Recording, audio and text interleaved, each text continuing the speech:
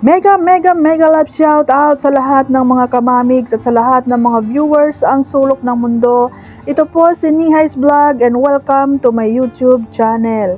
Dahil sa sobrang pagmamahal namin sa mamigs at sobrang namimiss namin si Cutie Mahal, ay talaga namang mabilis gumana ang aming imahinasyon.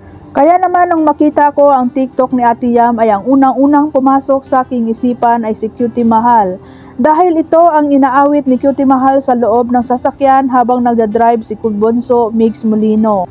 Sa tandem ng mamigs ay si Cutie Mahal ang pinakamakulit. Pero habang nanonood ako ng TikTok na ito ay nakikita ko si Bunso Migs Molino kung gaano siya kakulit katulad ni Cutie Mahal. Kaya naman parang nakikita ko na andyan na rin si Cutie Mahal kasama nila.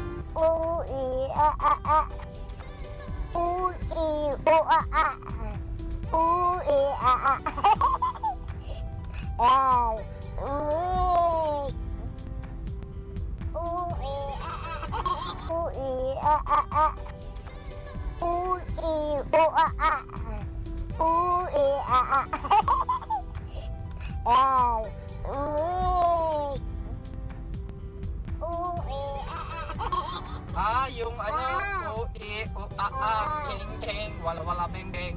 Hindi mo yun? Ito yung ano, cheng cheng, wala wala beng beng. Cheng cheng, wala wala beng beng.